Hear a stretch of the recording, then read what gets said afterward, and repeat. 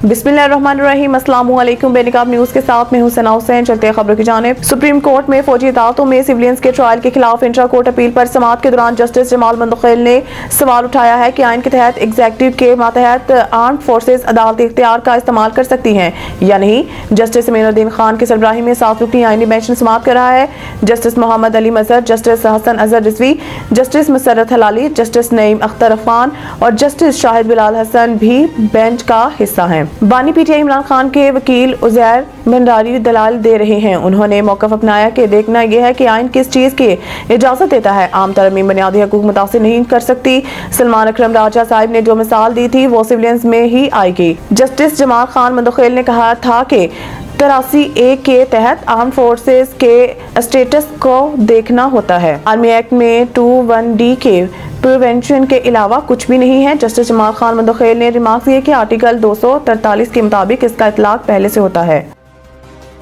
पाकिस्तान के हुकूमती मलकीती इदारों का साल 2024 में औसतन खसारा 851 अरब रुपए रहा। बड़े खसारे वाले हुकूमती मालियाती इदारों में सरफहरिस्त नेशनल हाईवे अथॉरिटी NHA का खसारा 295 अरब 50 करोड़ रुपए है। वज़ारत खजाना ने हुकूमती मलकीती इदारों से मुतल्लिक रिपोर्ट जारी कर दी, जिसके मुताबिक कोयटा इलेक्ट्रिक सप्लाई कंपनी कैस्को का खसारा 120 अरब 40 करोड़ रुपए, Peshawar electric supply company PESCO 88 अरब 70 करोड़ रुपए, PIA का 73 अरब 50 करोड़ रुपए, पाकिस्तान रेलवे का 51 अरब 30 करोड़ रुपए, सेप्को सखर इलेक्ट्रिक सप्लाई कंपनी का 37 अरब रुपए, LESCO Lahore electric supply company का 34 अरब 50 करोड़ रुपए रहा।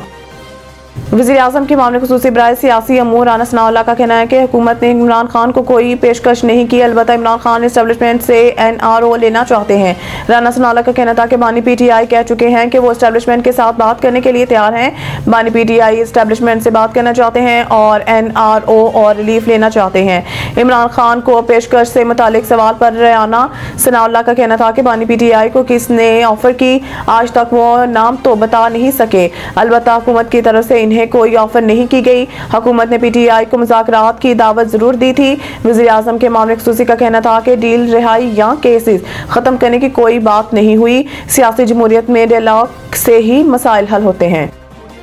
चेयरमैन इस्लामी नजरियाती कौंसिल ने सदका फितर फदिया सोम का निसाब जारी कर दिया। डॉक्टर राग़ब हुसैन नईमी ने कहा है कि रवां साल सदका फितर फदिया सोम कम अज कम 220 रुपए फीकस अदा किया जाए। ये निसाब गंदम के हिसाब से है, जो के हिसाब से 450 रुपए अदा करने होंगे। उन्होंने कुछ खजूरों के हिसाब से 1650 सदका फितर फदिया सोम अदा किया जाए।